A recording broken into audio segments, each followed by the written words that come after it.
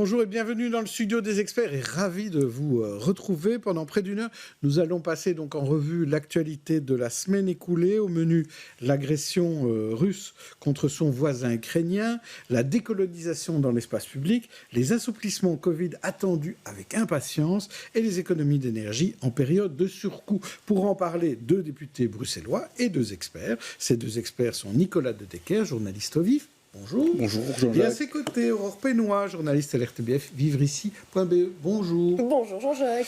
Alors, et moi, jeudi matin, à l'annonce des bombardements et de l'invasion russe en Ukraine, Vladimir Poutine a suivi son plan méthodique d'annexion. Il a juste attendu la fin des Jeux Olympiques d'hiver de Pékin pour ne pas troubler la célèbre trêve olympique. La communauté ukrainienne et plus largement les défenseurs des droits humains manifestaient devant l'ambassade de Russie et les différentes représentations russes. Et jeudi après-midi à la Chambre, Alexander De Croo explicitait la position de la Belgique. Le temps des sanctions graduelles est révolu. Si nous n'agissons pas, Poutine ne s'arrêtera pas une fois l'Ukraine sous son joug. Notre action vise à affaiblir le complexe industriel et militaire de la Russie. Ces sanctions révèlent de plusieurs domaines. En premier lieu, le domaine financier.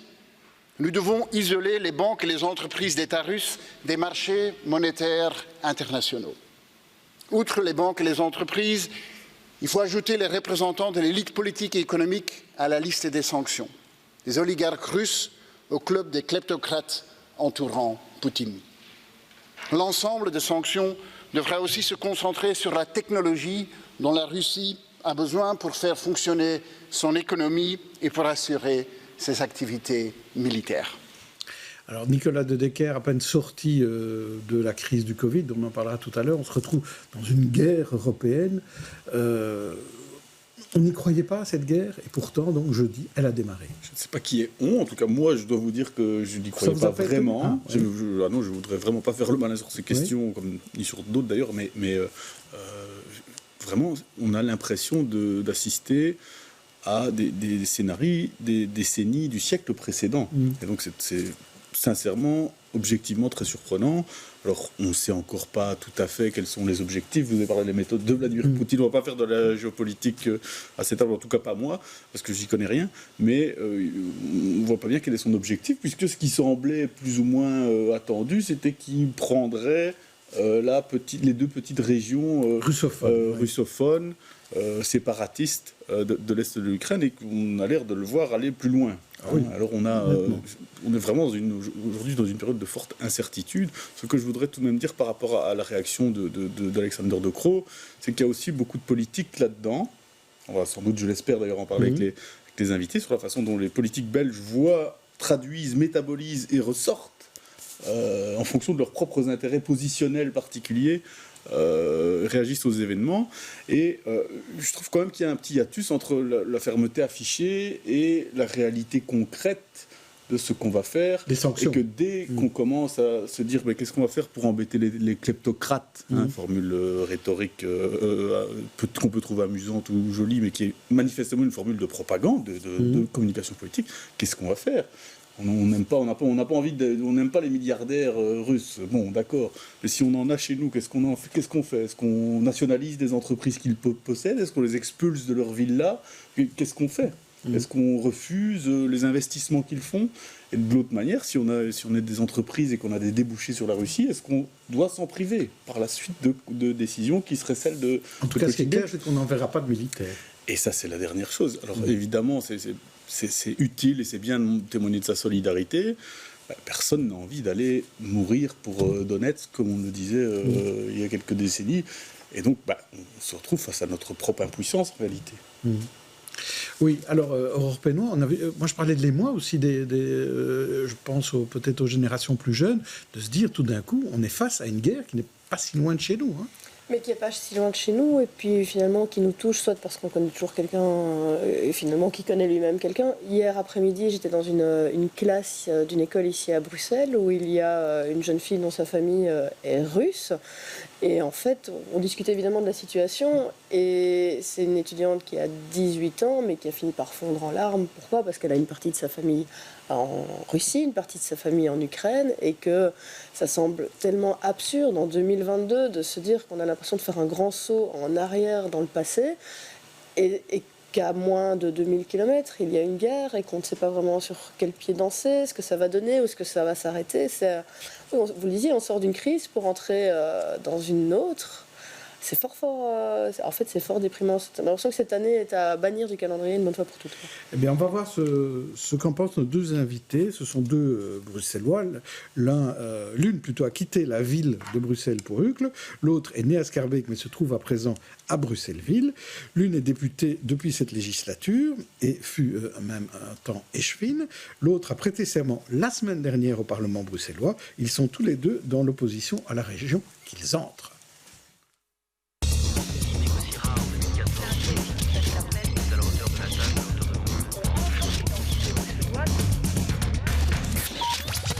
Et on accueille donc Bruno Boens, député PTB, donc député qui a prêté serment il y a presque 10 jours déjà, maintenant, et à ses côtés, Clémentine Barzin, députée MR. On va commencer par vous, Bruno Boens, parce que à la Chambre, on a entendu Alexander De Croo, et puis il y a eu un peu de bronca à la Chambre au moment où le représentant PTB a plutôt attaqué l'OTAN et l'Ukraine. Dans le discours, il était sévèrement, d'ailleurs, réprimandé par Alexander De Croo et Sophie Wilmès. Alors, expliquez-nous un peu quelle est la position du PTB sur cette invasion. La position du PTB, et d'ailleurs ce que notre représentant au Parlement fédéral a dit, parce qu'il faut regarder tout ce qu'il a dit, c'est qu'il a vraiment, et le PTB le fait, c'est on condamne, mais vraiment fermement, l'invasion illégale de l'Ukraine par la Russie et par Vladimir Poutine, qu'on ne soutient pas et qu'on n'a jamais soutenu. Et donc, toute l'explication et de l'intervention et la position du PTB est assez claire, c'est qu'on ne va pas soutenir un président russe qu'on n'a jamais soutenu, qu'on appelle effectivement des oligarques, qui sont presque des tsars, quasiment, qui prennent le pouvoir autour d'eux avec l'argent, etc. Et donc, on ne soutient pas, on ne soutiendra pas, et on ne l'a jamais fait. Et donc, ça, c'est la première chose que le PTB a expliqué dans ce débat-ci, c'est qu'on condamne, on demande un cessez-le-feu. Mais il y a un mais. Mais le PTB, depuis longtemps, fait aussi, et c'est correct, et on n'est pas les seuls à le faire, on dit il faut garder aussi le rôle de l'OTAN, il faut garder le rôle des États-Unis dans les conflits internationaux. Ici, on a un conflit international, on regarde et on voit que depuis des années, il y a quand même aussi une escalation à laquelle la Belgique participe et où l'OTAN prend de plus en plus de place. Je ne dis pas que je ne condamne pas le fait qu'un pays ou un autre rentre dans l'OTAN. La question est le rôle de l'OTAN dans les guerres comme le Kosovo, comme la Libye, comme même en Afghanistan ou les guerres qu'on a menées ailleurs, on doit être critique. Ça, c'est aussi le rôle du PTB. Et qu'est-ce que ça va avec l'invasion actuelle de l'Ukraine ? Ça a à voir. Est-ce que c'est un lien direct ou bien c'est un lien indirect ?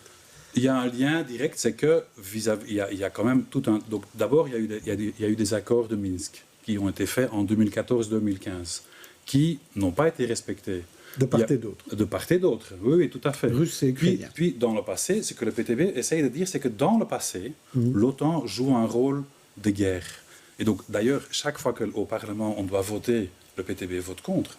Le PTB a voté contre aussi le fait qu'on va mettre 10 milliards en plus dans le budget de la défense. Le PTB vote contre quand on va acheter des F-35. Parce que chaque fois, on dit ça amène à des tensions. Et c'est ça qu'on ne veut pas. Et donc, on n'est pas le seul à le dire. Il y a RTBF, c'est Wachinski qui le dit. Hier, à la VRT, il y a toute une séquence aussi par la VRT, qui n'est quand même pas une chaîne du PTB. On va se mettre d'accord. Ce n'est pas le média qui le dit, c'est leur invité qui le dit. Non, c'était le journaliste Baliao, spécialiste de la Russie. Donc, qui dit aussi, lui, le fait que l'OTAN prend toujours de plus en plus de place est perçu comme menace. Mais je répète, et je le répéterai souvent à cette émission-ci, c'est qu'on ne soutiendra jamais, et on ne l'a jamais fait, Poutine.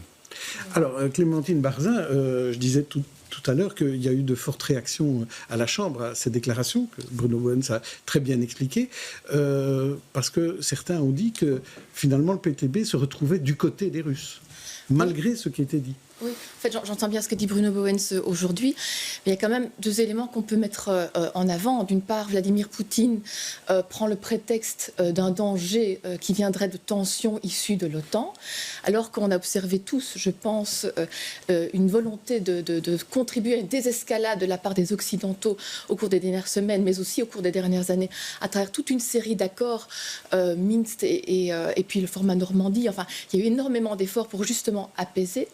Et puis, ici, Vladimir Poutine, comme l'a dit Nicolas de Decker, concernait au départ les deux provinces pro-russes.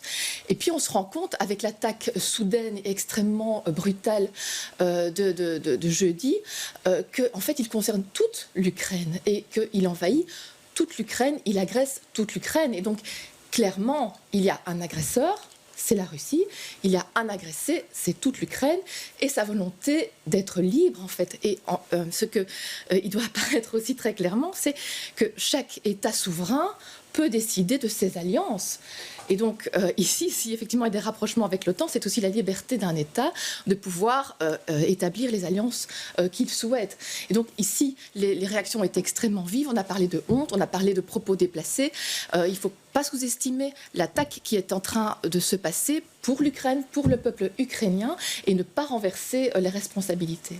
Alors Nicolas de Decker, vous disiez tout à l'heure qu'il y a beaucoup de politique aussi interne et belgo-belge dans ces prises de position. J'étais au Parlement jeudi pour la plénière et incontestablement la position du PTB, vous en déplaise, est ambiguë, objectivement il faut le dire.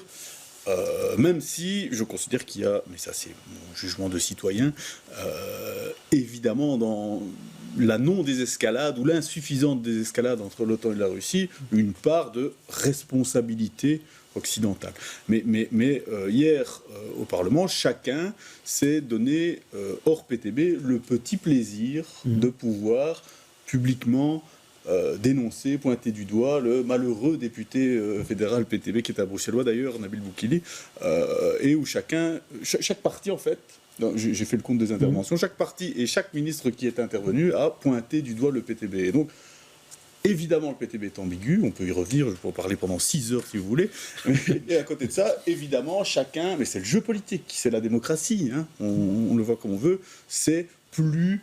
D'ailleurs, le PS a même envoyé 2 députés pour dire dans la séance plénière, pour être sûr qu'on l'entende bien. Qu'on l'entende. Donc, dans une saine émulation, qui dirait le truc le plus méchant vis-à-vis du PTB. Et en effet, c'était un moment un peu de curé, comme ça, patriotique, si on peut dire, vis-à-vis du PTB, qui, je le répète pour la 46e fois, est néanmoins ambigu. Je dois rappeler aussi qu'il y a une semaine, Raoul Edebo, je ne sais pas si vous voyez, c'est le président de votre parti, avait fait un long post Facebook où il expliquait que, en fait, il énumérait les attaques américaines depuis la Deuxième Guerre mondiale sur la souveraineté de certains pays, ce qui est incontestable, en disant ils ont attaqué tous ces pays depuis 70 ans, mais sur l'Ukraine, on devrait les croire et savoir que ce sont les Russes qui sont les dangereux. Il s'est quand même objectivement planté sur ce coup-là, et je pense que ça ne vous rapetisserait pas de le reconnaître. Enfin, vous, globalement, le parti, oui, pas dire du mal au président tout de suite, dans une si jeune carrière parlementaire. On a dit qu'on n'avait pas discuté 6 heures, mais donc ce qu'on essaye d'apporter dans ce débat, et je le répète, c'est que d'un côté, on condamne, il faut un cessez-le-feu, il faut un retrait des troupes russes de l'Ukraine. Ça, c'est la première chose. Je vais le dire plusieurs fois parce que... Non, mais vous apparemment, l'avez dit, c'est clair. Est-ce que c'est de la nuance que vous cherchez ou c'est noyer le poisson? Non, c'est la nuance que je cherche. Mais apparemment, dans la nuance, on doit aussi chaque fois, et je veux bien le faire, et c'est vraiment sans aucun cynisme, je dois le répéter parce que la position n'est pas ambiguë, mais on peut dire vraiment partout, et aussi au Parlement, on peut dire d'un côté, on condamne Poutine. Parce que ce qui se passe là, c'est une violation de la souveraineté d'un État. Mais pourquoi tout le monde n'a pas voté alors? Pourquoi vous êtes abstenu là-dessus? C'est pas vous, hein, parce que vous n'étiez pas à la Chambre. On s'abstient parce que nous, la solution, selon nous, n'est pas à chercher à chaque fois encore monter le cran de guerre et d'envoyer des armes, etc. En même temps, il faut condamner tout le monde. C'est ça que vous dites. Non, ce que nous on dit, il faut un cessez-le-feu et il faut des parler de paix. Et donc, mais on va pas dire qui doit cesser le feu. C'est pas l'OTAN, c'est plutôt alors les Nations Unies ou l'organisme pour la sécurité et la coopération. Qui doit cesser le feu. Oui. On se casse. Oui. Juste un petit mot, parce que Nicolas de Decker, on a vu sur les réseaux, et vous étudiez beaucoup ça. Comment le PTB a évolué par rapport à la Russie? Mais après, on pourra parler du MR pour embêter Oui, tout le monde. ne vous inquiétez pas, vous aurez l'occasion. Dans l'histoire du PTB, il était fondé par des étudiants qui étaient maoïstes, et donc dont le modèle était chinois. Et on ne le sait peut-être plus aujourd'hui, mais dans les années 60, 70 et 80, il y avait une énorme hostilité au sein du camp, qui n'en était du coup pas un communiste, entre l'Union soviétique et la Chine. Et donc la doctrine de la Chine par rapport en matière géopolitique était de s'allier aux États-Unis et de considérer que les alliances offensives ou défensives, appelons-les comme on veut, que constituaient dans le contexte de la guerre froide les États-Unis en s'alliant avec d'autres nations, y compris occidentales, donc par exemple l'OTAN, c'était des idées, des initiatives qu'il fallait soutenir. Et donc le PTB était très hostile, conformément à sa ligne pro-chinoise, très hostile à l'Union soviétique et très favorable à l'OTAN. Et donc qui réclamait que la Belgique, notamment, et tous les pays membres de l'OTAN, investissent davantage au titre de cette défense commune occidentale contre ce qu'ils appelaient à l'époque le social impérialisme de l'Union soviétique, parce que la doctrine chinoise, c'était de dire, attention, il ne faut pas que la classe ouvrière européenne de l'Ouest ne se laisse influencer par les rêves que vendent les méchants de Moscou. Donc voilà, ça a changé complètement depuis, incontestablement, mais c'est une petite histoire amusante à avoir quand on s'intéresse à la généalogie des partis. Bruno Bauwens répondre là-dessus. Oui, c'est que dans l'histoire, bon, là vous parlez vraiment des années 60, début, 70, 80, 80, oui, j'étais même moi, presque pas né. Moi, bon, encore moins. On peut faire le malin. Non, mais par contre, ce qui est vrai, c'est qu'on est hostile à la guerre. Ça, c'est une chose, et ça, on le répète chaque fois. Et on est aussi hostile au fait qu'il y en a certains qui font du blé avec la guerre. Et donc maintenant, par exemple, hier en Flandre, Geert Noels, en première page, ou peut-être pas la première page de Laatste Nieuws, qui dit il va donner des conseils comment est-ce qu'on peut faire de l'argent sur le dos de la guerre. Et donc, s'il y a une hostilité qu'on a, c'est vraiment ça, c'est qu'en fait, on se trouve dans un jeu géopolitique où il y en a certains qui vont se faire du blé, et puis il y en a certains d'autres. Moi, les gens, je ne sais pas où vous habitez, allez, je veux dire, moi j'habite à Bruxelles, les gens autour de moi, il y a d'un côté... Une guerre, ça fout les boules. Hein. On est tous d'accord, mais le PTB est aussi d'accord avec ça. Et de l'autre côté, il y a des gens qui disent ça veut dire que la vie va encore devenir plus chère. Parce que qu'est-ce qui va se passer? Le gaz va augmenter, les prix de l'énergie vont augmenter. Vous parliez du blé. Oui, et le blé aussi. Et le blé. Et donc le truc de société du PTB, c'est ça qu'il faut dénoncer, et pas un passé d'il y a... Alors on laisse un petit mot de conclusion sur ce chapitre-là, et puis on passe à un autre sujet. Pour autant, je pense qu'il ne faut pas être ambigu sur les responsabilités. Et parce qu'à trop vouloir expliquer des circonstances, etc., on passe à côté effectivement d'une évidence qui est une invasion comme jamais depuis des dizaines d'années, unilatérale, contre la liberté d'un pays et contre aussi la volonté de démocratie d'un pays. Donc c'est extrêmement heurtant et ça on ne peut pas le passer sous silence. C'est une caricature de dire que le PTB soutient Poutine. On doit arrêter cette caricature. Je crois qu'on vous a bien entendu. Je crois que vous avez eu l'occasion d'expliquer chacun. Désolé, merci. Non, mais c'était très bien. Et on va passer à un autre sujet suivant. On va passer au Covid. Là, on a l'impression qu'on est plus dans le rétro-pédalage. Hein, voilà. Les mesures sanitaires ont l'air un petit peu de s'éloigner. C'est la liberté retrouvée le week-end dernier. On espère maintenant faire sauter très vite le CST dans les jours à venir.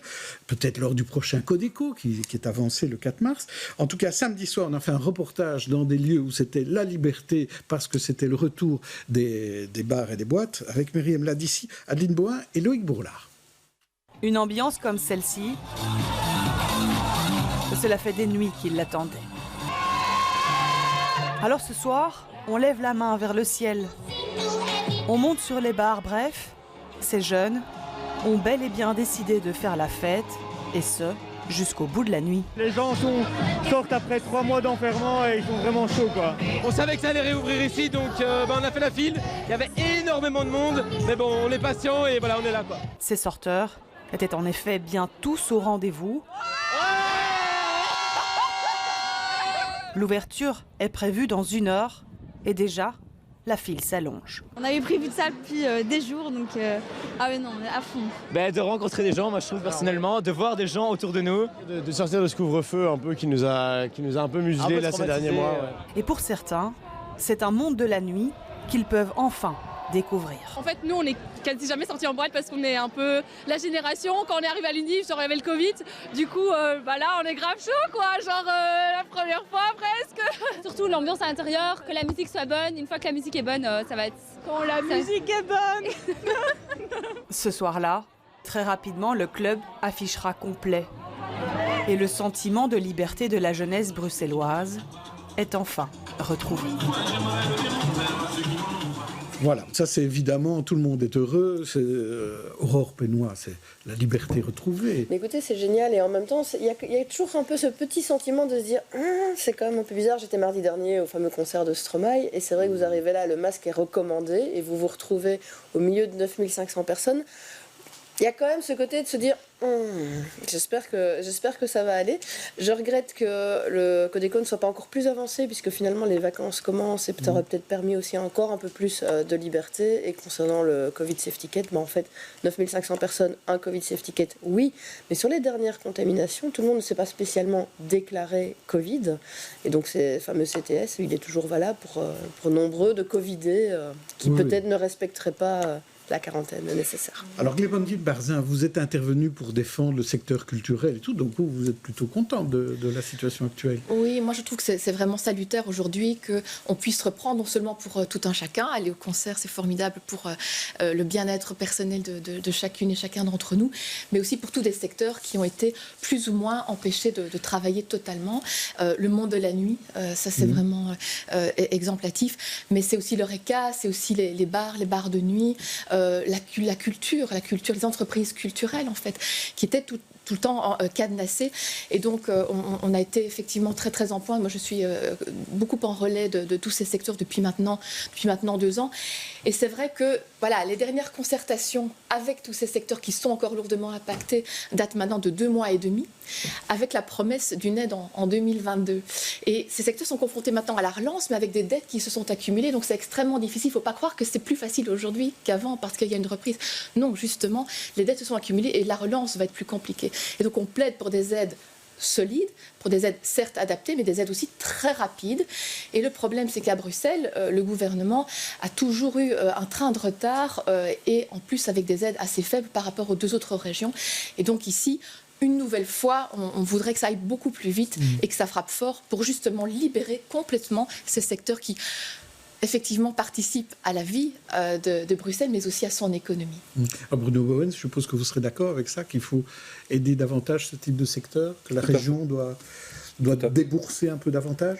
Tout à fait. On a été enfermés un peu trop longtemps, et donc effectivement, et les cafés, les restaurants, l'Horeca, la culture, tout à fait. Mais je voulais d'abord plaider pour autre chose. Moi, je voulais faire un appel très très clair pour supprimer, une fois pour de bon, le Covid Safety Kit. Je pense que si on parle d'assouplissement, donc beaucoup de partis en parlent. Par exemple, hier, il y a eu un vote au Parlement flamand ou dans une commission où ça de nouveau a été reporté. Et donc, on attend. Parce que notre opinion, c'est que le Covid Safety Kit, il n'a pas fonctionné. D'un côté, il était un peu caché quand même pour pousser les gens à se faire vacciner sans vraiment les convaincre. Et en plus, pour nous protéger. Ni l'un ni l'autre n'a marché. Parce que les gens qui hésitent pour se faire vacciner, c'est pas ça qui les convainc. Et donc, à ce niveau-là, on fait vraiment un appel pour qu'au prochain Codeco, le plus vite possible, on arrête le CST et que c'est fini pour de bon. Mais on a l'impression que c'est vers ça qu'on va, Clémentine Barzin. On a l'impression, mais par exemple en Flandre, hier, ils ont voté contre, encore une fois. Nous, on a toujours été très attentifs aux questions des libertés dans toutes les mesures qui ont été prises. Et donc, ces mesures-là, qui restreignent la liberté, dès que les conditions ne sont plus réunies, il faut les lever. C'est comme la loi pandémie. À Bruxelles, on s'est abstenu sur le CST parce qu'en effet, en plus, il était considéré comme un outil pour pousser à la vaccination parce que l'été dernier, il y avait un échec de la vaccination, particulièrement à Bruxelles. C'est pour ça qu'on a hâté ce dispositif à Bruxelles aussi. Et donc, ces dispositifs sont effectivement destinés à être momentanés en fonction d'une situation spécifique en matière de pandémie. Et donc, dès que c'est possible, il faut absolument les lever.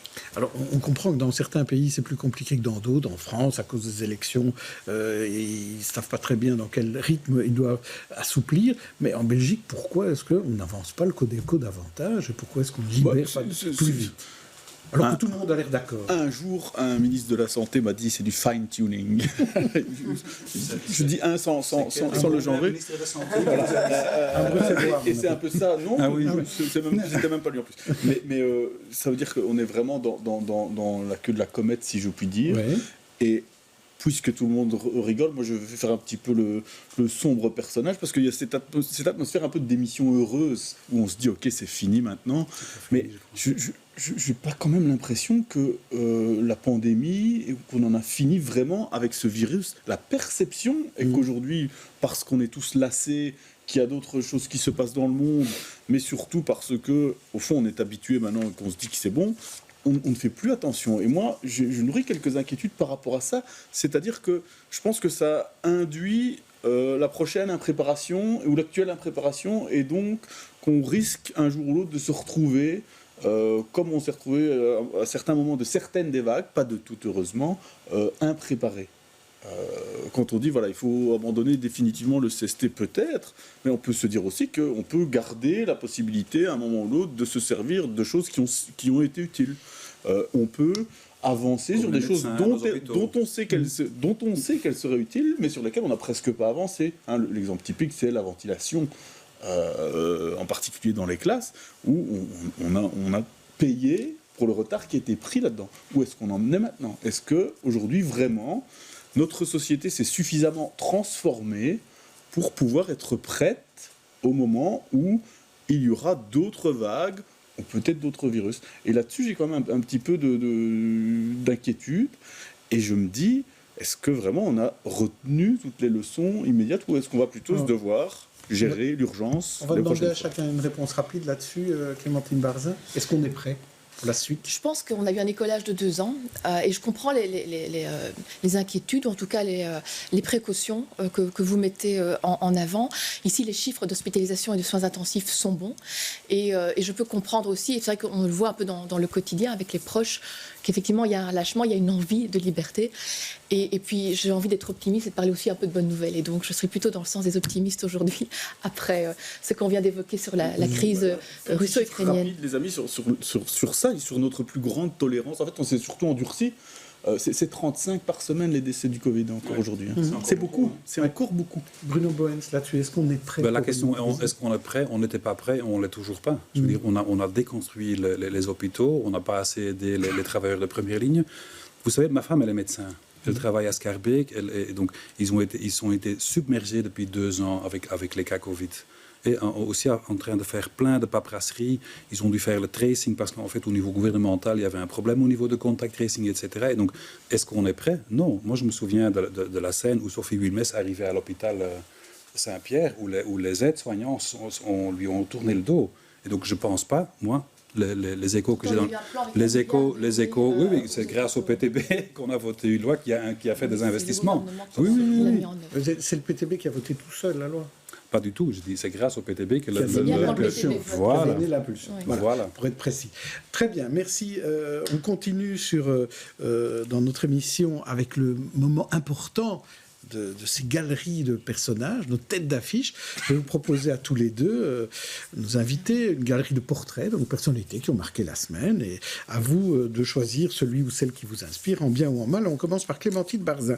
Je vous propose tout d'abord Tchétché Odongo, le ministre ougandais des Affaires étrangères qui a nié Ursula von der Leyen, Bart Swings, le médaillé d'or à Pékin, Brigitte Deméus, la patronne de tropisme décédée soudainement il y a 15 jours, et Pierre Compagnie, le bourgmestre démissionnaire de Gansoren.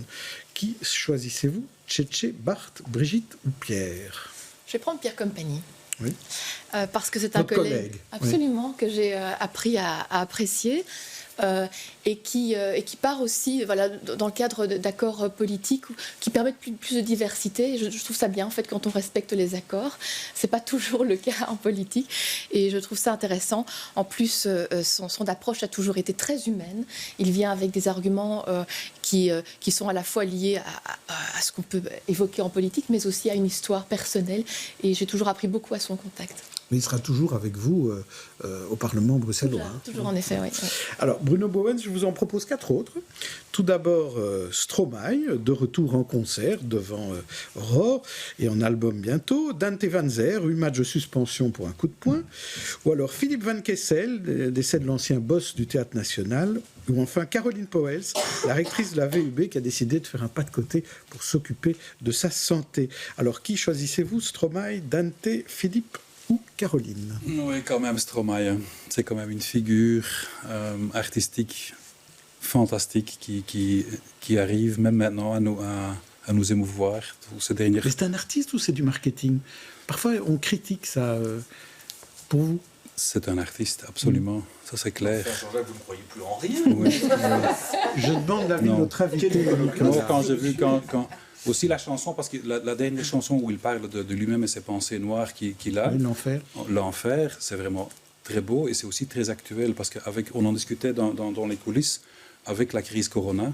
On voit qu'il y a beaucoup de gens qui ont eu dur et je trouve qu'il a très bien reflété ça. Donc, 10 fois Stromae. 10 fois Stromae. Alors, 5 infos de la semaine, laquelle vous a énervé, laquelle vous a ravi. Tout d'abord, Rudy Verwoerd, qui était finalement à mi-parcours de son gouvernement bruxellois. Le roi, qui a reçu Vincent Kompany pour parler de racisme dans le football. Le plan anti-harcèlement à la ville de Bruxelles. Le coût du métro, qui est plus important que prévu. Ou les 6 communes qui ont décidé de s'ériger contre le plan de stationnement de la région. On commence par vous, Bruno Bowens. Est-ce qu'il y a une info particulière qui a attiré votre attention parmi celles-ci? Oui, le roi qui reçoit Vincent Kompany. Surtout toute la lutte de Vincent Kompany contre le racisme, etc., elle est exemplaire, elle est très importante. Je veux dire, beaucoup de gens sont confrontés à ça. Et donc le fait qu'il mène ce combat-là, waouh! Et Clémentine Barzin, une autre info. Je vais prendre le plan anti-harcèlement à Bruxelles, oui. Donc qui concerne plutôt les bars, hein, oui. Voilà, parce que c'est un dossier qui m'intéresse particulièrement. Je suis très investie dans ces questions-là. J'aurais souhaité effectivement que ça soit à l'échelle de la région, qu'il y ait davantage de travail en commun entre la ville de Bruxelles et la région bruxelloise, parce qu'il n'y a pas que la ville de Bruxelles qui est concernée. Comme chaque commune organise un peu son plan, parce que Ixelles est en train d'en faire un également. Et avec un tempo différent manifestement, et je trouve ça un peu dommage. J'attends aussi de la part du gouvernement bruxellois que l'on avance sur le plan de la secrétaire d'État en charge de l'égalité des chances, qui était déjà mis en avant à l'été 2020. Et donc j'attends à mi-parcours qu'on ait des choses concrètes pour lutter contre le harcèlement, notamment sur l'espace public dans toute la région bruxelloise. Je n'ai encore aucune réponse concrète. Donc là, on va vraiment pousser pour avoir un maximum d'avancées, parce qu'il y a des situations qui restent insupportables. Et on croyait que après, je ne sais pas si vous vous souvenez de la vidéo de Sophie Peters qui date maintenant de 2012-2013, hein, dans les rues de la ville de Bruxelles notamment, où elle subissait toute une série de harcèlements et d'injures, etc. Les choses allaient vraiment bouger et on se rend compte que pour toute une série de raisons aussi, la question des flagrants délits, la question de la prise en compte des témoignages, tout ça est extrêmement compliqué à faire avancer, donc il faut un grand coup d'accélérateur. On doit tous se mettre autour de la table pour le faire, et donc l'échelle régionale doit absolument se saisir de la question plus vite. Mais je trouve que l'initiative de la ville de Bruxelles était très bonne. Donc là-bas, elle est dans le camp de Nawal Benamou, si on vous comprend bien. Une petite réaction quand même, Bruno Bowens, sur ces communes qui sont contre le plan de stationnement, parce que le PTB, et le MR aussi d'ailleurs, vous êtes aussi assez réticents sur ces plans de stationnement. Je pense notamment à l'augmentation des cartes de riverains. Non, en fait, non. Le plan de circulation ou le plan de stationnement, le truc, c'est qu'il y a toujours une politique. D'un côté, donc pour être très très clair, on est pour des villes où il y a moins de voitures.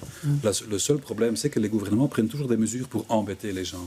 Donc on va augmenter le prix pour se stationner. On va faire des boucles dans la ville qui vont faire que tu vas moins aimer rouler en ville. Et donc le truc est qu'au lieu de emmerder les utilisateurs, il faut aussi avoir une politique qui fait la promotion d'autres solutions. Donc, on plaide depuis des années, mais vraiment depuis des années, pour un transport en commun gratuit. Comme à Dunkerque, c'est vraiment pas une solution complètement utopiste et impossible. On est très loin, non, à Bruxelles.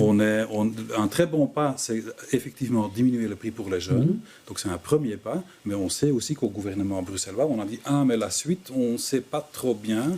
Et donc au lieu de dire on augmente le prix, c'est plutôt de dire qu'est-ce qu'on fait pour aider les gens, parce que suite au plan de circulation, il y a eu un papa qui me téléphone qui dit Bruno, moi j'ai déménagé, j'habite maintenant à NOH, mais j'amène 2 enfants à l'école le matin. Comment je fais?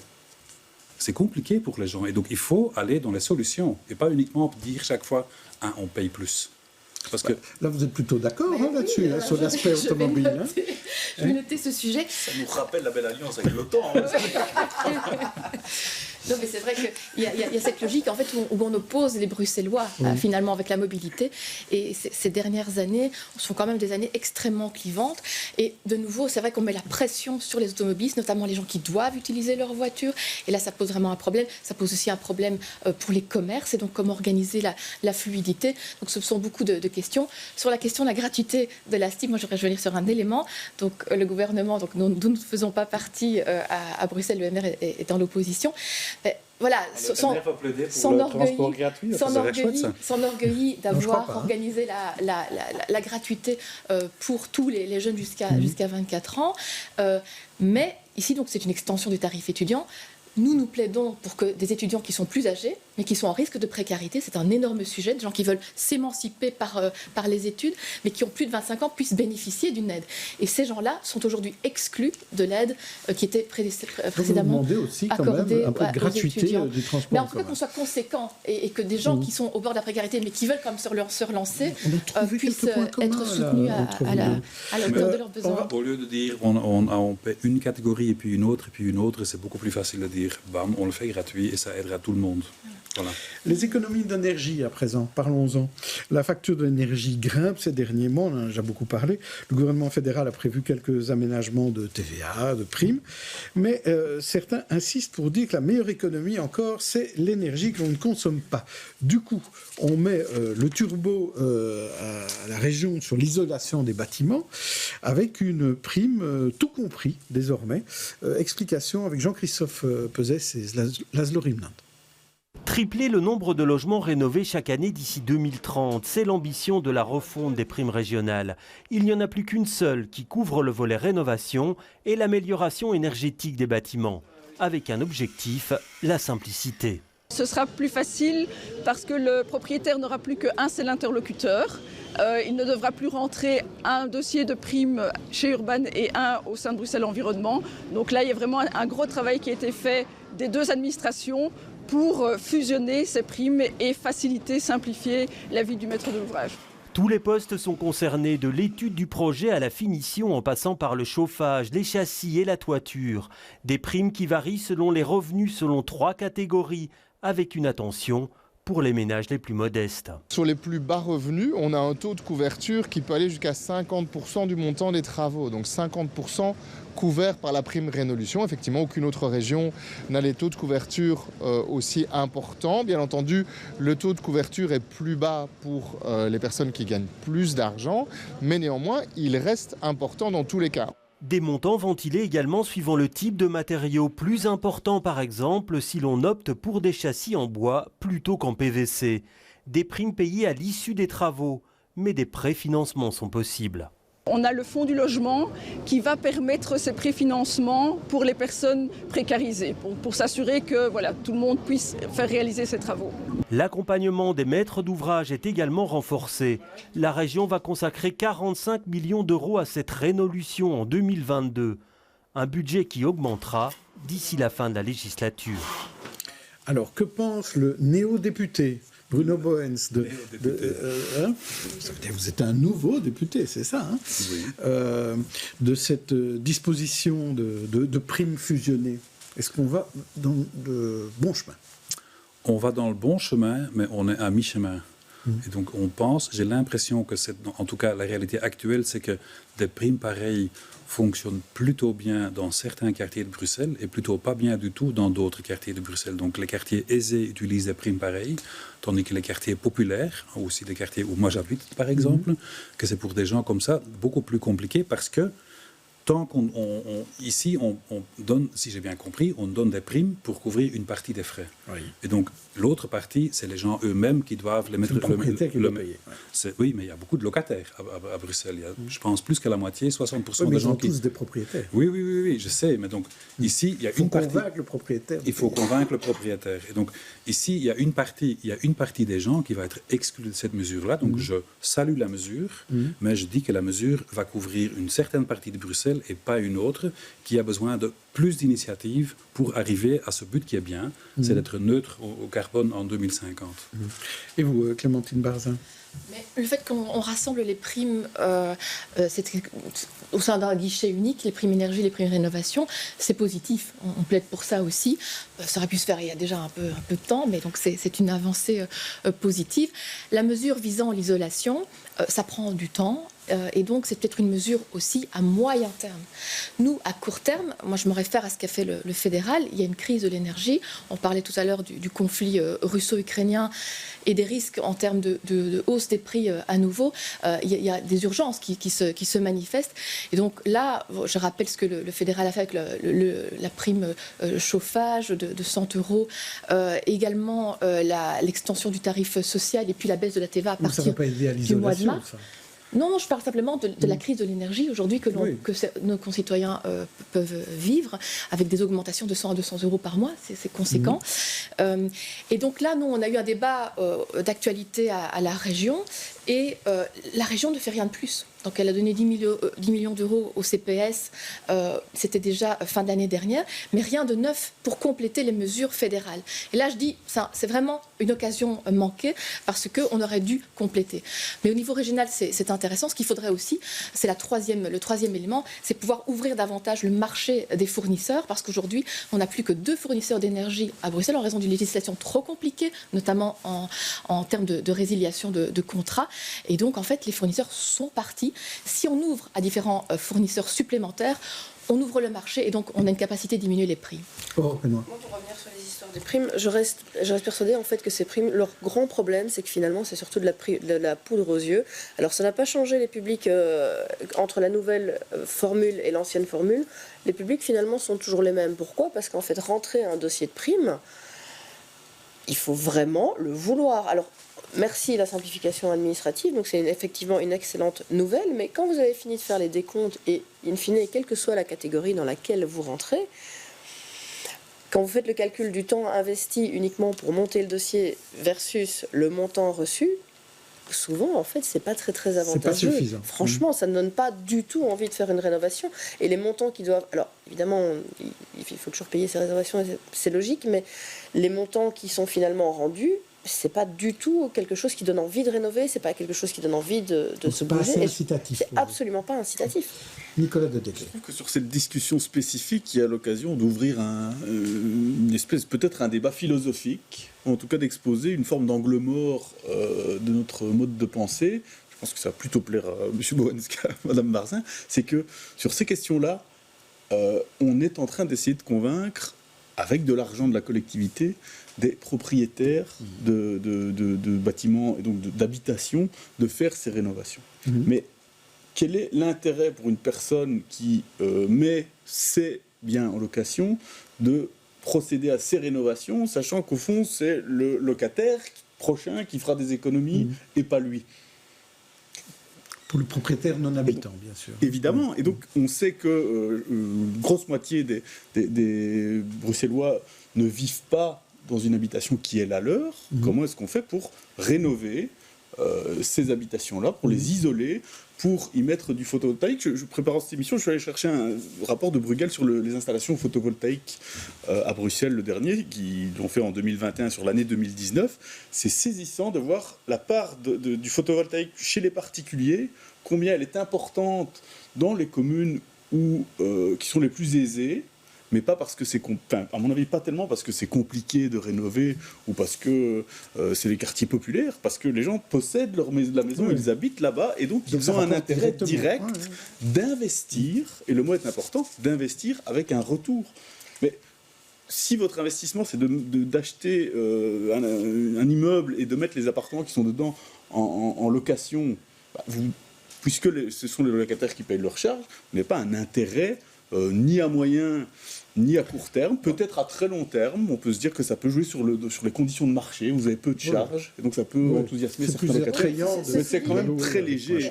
Et donc, c'est les panneaux photovoltaïques. Le retour sur investissement est relativement rapide. Vous faites une isolation de façade, le retour sur investissement, à mon avis, vous et moi, on sera décédés avant que ça démarre. Mais il est très faible.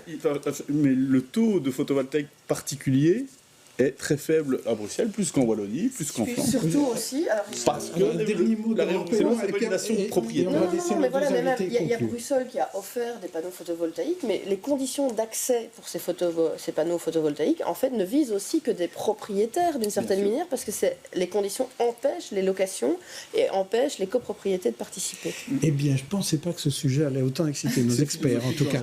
Oui, Clémentine Barzin. Je voudrais juste répondre à la position de principe de pour la propriété privée. Absolument. De Nicolas de Decker. Ici, on parle d'objectifs d'isolation et donc d'économie d'énergie. Ce que fait le gouvernement aujourd'hui, c'est bien entendu aussi dans un objectif de réponse aux défis climatiques. Et donc il y a tout un plan.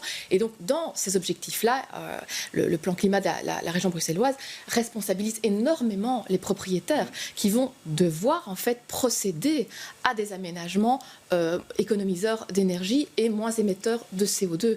Donc ici, en fait, les propriétaires ne sont pas que uniquement les décideurs qui vont à un moment pouvoir se saisir d'opportunités et de primes pour pouvoir améliorer leurs biens. Il s'agit d'obligations.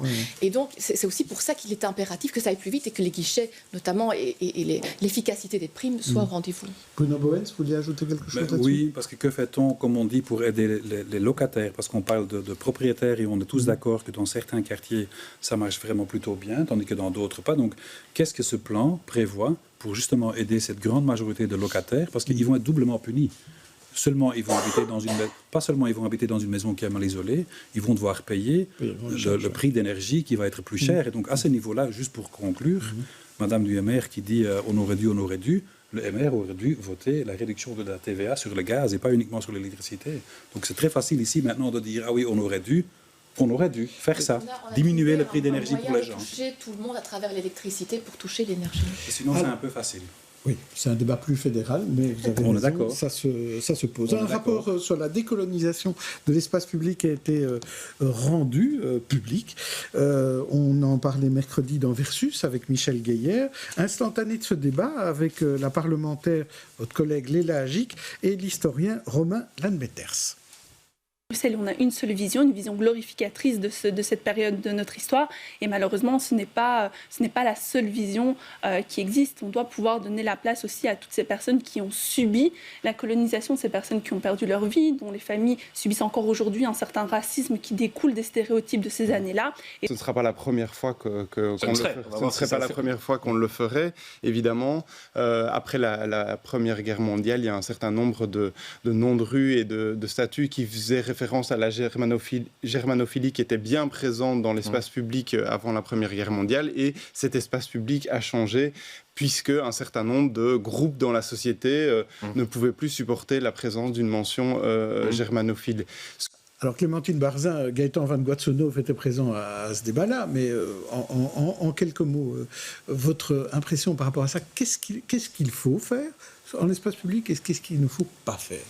Mais ce qui est important, d'abord, c'est d'entendre. Effectivement, on est dans une grande ville, une région avec énormément de cultures différentes. Et donc, c'est intéressant d'entendre aussi les sensibilités.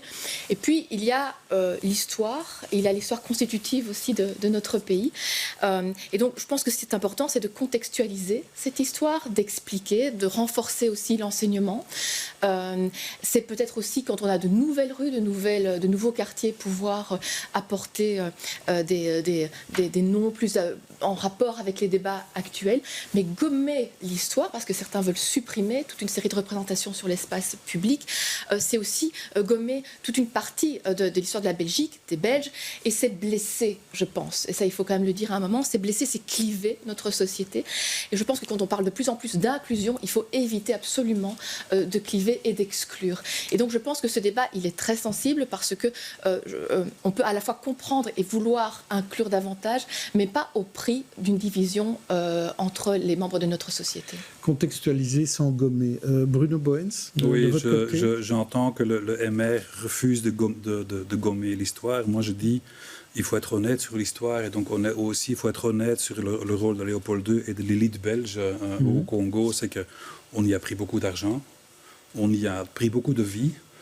C'est des milliers de Congolais qui ont été massacrés, mutilés, coupés des mains, etc. Et il faut pas cacher ça. Donc la première chose qu'on doit faire ici dans ce débat-ci, c'est on ne va pas laisser. Je ne m'exprime pas sur le fait est-ce qu'il faut fondre la statue, est-ce qu'il faut l'enlever, mais en tout cas il faut rendre très très clair que c'est plus qu'une page noire de l'histoire belge. C'est vraiment des catastrophes qu'on a créées et que pas la Belgique, mais plutôt au profit d'une élite de Léopold II. Et d'accord, les gens... mais comment symboliser ça? Parce que mieux l'enseigner, là tout le monde a l'air d'être d'accord là-dessus, mais comment le symboliser dans l'espace public si on ne fond pas une statue, si on n'enlève pas une statue? Expliquer beaucoup mieux l'histoire, la faire comprendre. Dans le cas de cette statue-ci, il faut l'enlever. Dans le cas de cette statue-ci, la statue Léopold II. La statue Léopold II à trône, sur son cheval, qui est vraiment un éloge à Léopold II, et donc aussi au massacre et que tous les profits qu'ils en ont fait, ça, il faut enlever cette statue. Ça, c'est clair. Il faut écouter ce que les experts disent là-dessus.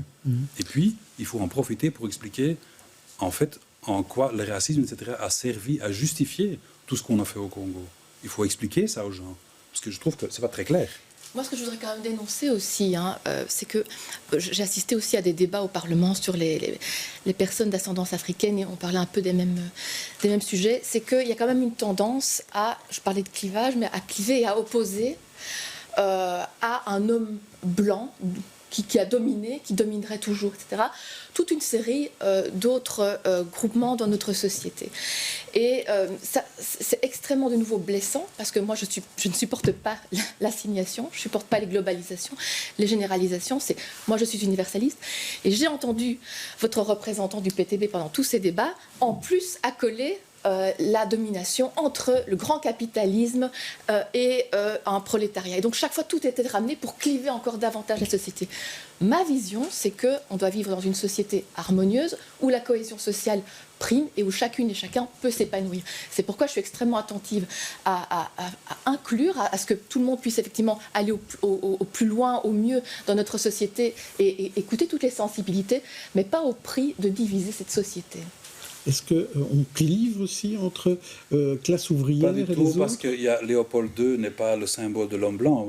Léopold II, c'est le symbole d'une classe d'élite qui a pillé, qui a d'ailleurs tiré sur les ouvriers à Seraing. C'est le massacre de Seraing quand il y avait vraiment le début d'un mouvement ouvrier. Donc il faut pas nier cette histoire, il faut être clair, il faut dire de quel côté on est. On est côté de tous les travailleurs et de tous les gens qui sont unis. Et donc moi, je voudrais quand même aussi spécifier le fait qu'on a ce débat maintenant, et tout le monde dit toujours oui, le Black Lives Matter, donc il y a eu tout un mouvement depuis quelques années qui prend de l'ampleur et qu'il faut soutenir. Et c'est un mouvement qui dit il faut regarder le passé et il faut condamner le fait qu'effectivement un pays s'enrichit sur la vie des autres et qu'utilise le racisme à cause de ça.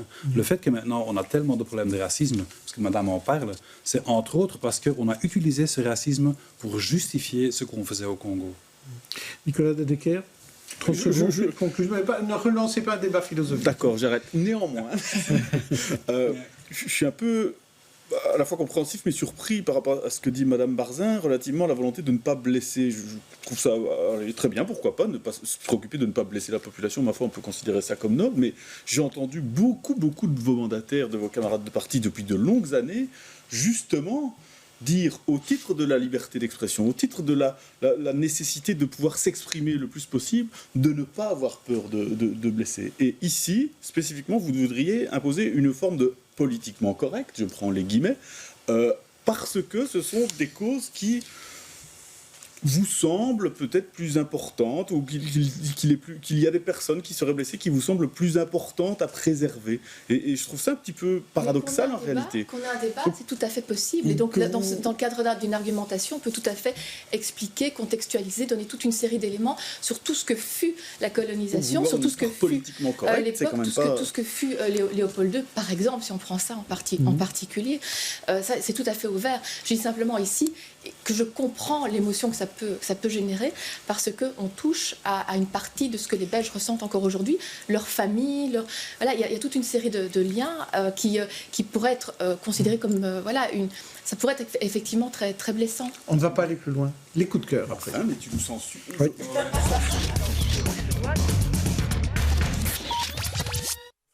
On va commencer par les coups de cœur avec celui de Nicolas qui nous parle d'une cantine. Alors c'est une petite cantine financée par pas mal d'associations culturelles flamandes de Saint-Josse. Vous savez que j'habite près de la place de la Liberté, côté bruxellois, mais côté bruxellois de Madou. Quand vous descendez de Madou vers la place Saint-Josse, non, voilà, c'est un vaste quartier, l'anonymat respecté. Il y a une petite partie de la chaussée de Louvain qui est transformée en une espèce de demi-piétonnier, parce que les bus, c'est un peu Goulet ou Goulot, je ne sais jamais ce qu'on doit dire. Et il y a plusieurs beaux bâtiments qui ont pas mal de problèmes parce que l'attractivité de cette rue est manifestement un problème en termes de marché immobilier. Et eh bien, il y a une association qui a réussi à obtenir pour 3 mois, via des subsides d'associations flamandes, la possibilité d'exploiter un petit café qui s'appelle Chez José, je pense. Ces 3 mois, c'est hyper sympa, la bière n'est qu'à 1 €. C'est magnifique parce que c'est un beau bâtiment des belles années de Saint-Josse, à mon avis. C'est près du Mirano. Juste dans la rue du Mirano, juste à côté. C'est à mon avis, fin 19e, début 20e, très beau. Des meubles un peu chinés, comme ça, vous diriez, je suis passé devant par hasard, je suis allé boire un café, vous diriez, je vois des meubles chinés, je vois de beaux plafonds, je vois des trucs beaux. Je pense que mon café, je vais le payer 6,30 €. Eh bien non, c'est 1 €, les amis. Donc allez-y, c'est une raison. Même si vous êtes radin, allez-y. Voilà, Aurore Pennois, vous vouliez parler d'un jeu. D'un jeu, puisque c'est le week-end, autant un peu se divertir. Ça s'appelle Dice Trip. L'idée, c'est de traverser la Belgique en lançant des dés. D'ailleurs, c'est pas Strip. Non, Trip. Dice Trip. Pardon. Et à Bruxelles rapporte d'ailleurs plus de points, ce qui est pas mal du tout. Ça se joue tout seul si vous n'avez pas d'amis ou si vous avez le Covid. Et ça se joue aussi avec plein de gens. Franchement, c'est un coup de cœur et ça permet de revoir sa géographie. Donc c'est pas mal pour les enfants. Et ça s'appelle Dice Trip. Alors, rapidement, quelque chose à faire à Uccle, Clémentine Barzin, ce dimanche? Moi, j'inviterais vraiment tout le monde, j'inviterais, c'est un grand mot, mais à profiter de ces réouvertures progressives et de la vie culturelle au Centre culturel d'Uccle et ailleurs, de la vie, effectivement, dans nos cafés, dans nos bars, dans nos restaurants. Et voilà, parce que c'est très important aujourd'hui de reprendre tout ça et le plaisir de la vie. Alors, une idée, Bruno Boens, pour dimanche, Bruxelles, Schaerbeek? Dimanche, je serai à une manifestation qui s'appelle Basta et que le PTB organise parce qu'il y a beaucoup de gens qui sont inquiets pour leurs factures, etc. Basta. Merci Basta. En tout cas, invités et experts. On se retrouve après les congés de carnaval. Samedi prochain, vous retrouverez l'émission 25 ans après avec comme invité Marie-Françoise Plissard, la photographe. Au revoir, bon week-end.